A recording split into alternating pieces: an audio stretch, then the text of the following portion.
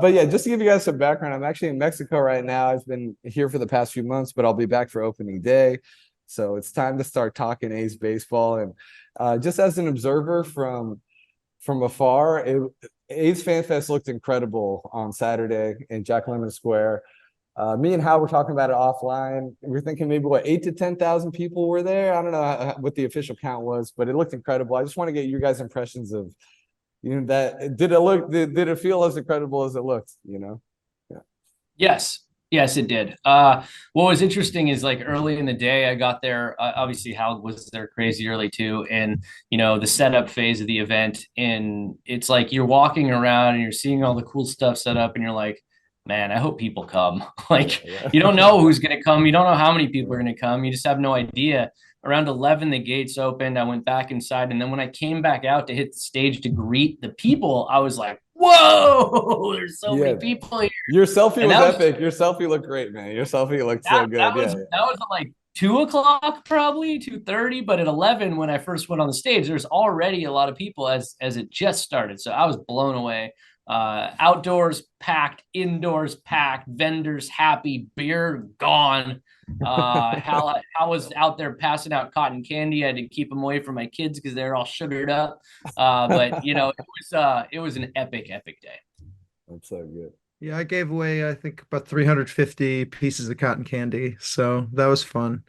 Yeah, my kids Um, about 200 of them. So she's Great. still she's Perfect. still she's still hyped up, dude. Yeah, Yeah. I just can't say enough good things about the two guys running the last dive bar, Paul and Brian, and like everybody on the executive committee of the Oakland 68s, man. I think um my my involvement in this was pretty minimal. I think I was just like I, I was at the beginning, I was just like, hey, let's just try and do something. And I got in contact with the mayor's office. I was like, where could we do something? And they were there.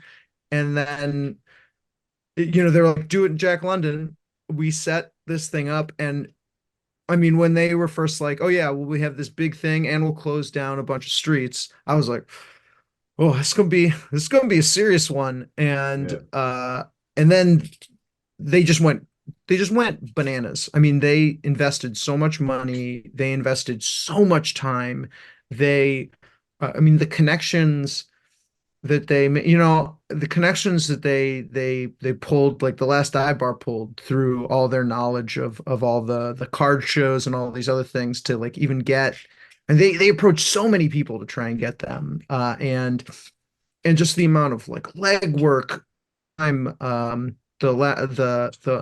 the Oakland 68s did, man, like just the amount of just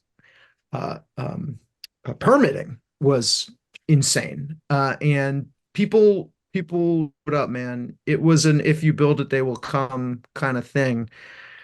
Wow. It was it's another just huge statement, I think.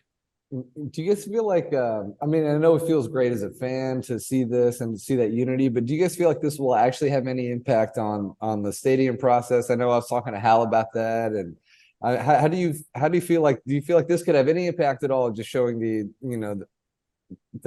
Oakland fan spirit and everything like that to the owners, or do they just at this point not care? What do you guys think?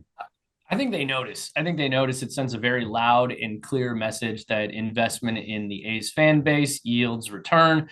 But that being said, I think that they're just going to do what they do. I'm sure if Manfred saw the thing, he'd probably have called it an average crowd or something like he did at the reverse boycott. Dude, But his backhanded comments kill me, dude. I can't. but he doesn't even speak well about his own sport, let alone other things. So he just is known for putting his foot in his mouth. But what we saw, the outpouring of love, the showing of support, I echo what Hal said. I was just the MC. Like all I had to do is show up and blab, which is very easy. I mean, these guys, I was on some of the Zoom calls just to talk about scheduling, like when we're going to have people on stage and what we're going to talk about. And I mean, they're showing these maps that like there's a dialysis center, can't block that. Okay, fire exits, like parking, street closures, like the amount of time and effort it took just to check every box, like getting out there the day before and putting up all these like don't park here signs and just it was just extensive. I don't think people really can truly understand or appreciate just how many things these guys did. And I can take no credit other than showing up. And I was the one that got field work in Altamont Beer Works on board. That was my Oh, only, let's go. Yeah, that that post was Drake's my secret fiasco. full-time contribution. I know some people at both breweries, and when Drake's dropped out, I hit them both up, and I was like, big opportunity here to save the day, and they rose to the occasion. And again, Drake's dropping out sucked, but it led to 7 more breweries coming on, and if those 7 didn't come on, they probably would have been out of beer by noon. So it all worked out. Wow. Oh Round of yeah. applause for Casey Pratt. I'm a big fan of beer. I had to drink water the whole event because I was MC and I'd actually go to work right after. But I was very jealous. People would come up and take selfies with me, and then I'd be like, "What are you drinking? What beer is that?" Like I asked everybody about their drinks because I was so jealous I wasn't Yeah. having any of my own. All right. Well, Casey, I want to let you get out of here. I know you stay late after work, so thank you so much, man. But also, I want to give you an opportunity if there's anything you want to tell the fans. Just after the weekend that you guys had, if there's any, just give you a platform to tell them anything and just how you felt and all the internet. Because I'm sure you probably met hundreds of people and hundreds of selfies and everything. Thousands, Alex, thousands, man. No, my only thing that I was telling the fans is they kept coming up to me and being like, "Thank you, thank you, thank you." I'm like, "Me? Like, thank you. Like, you're here. Like, if you didn't come here, we can't do this. If you don't come here, it doesn't look good. If you don't come and show up, then all of this is for nothing, basically." So, I was just thanking them for just being there. So, yes, thank you. I love you. That is my only message to the fans. Pay attention. That's my other message. Just follow this stuff. I know it gets old. There's a lot of minutia, but the more engaged you are in this process, the more power you have as a whole.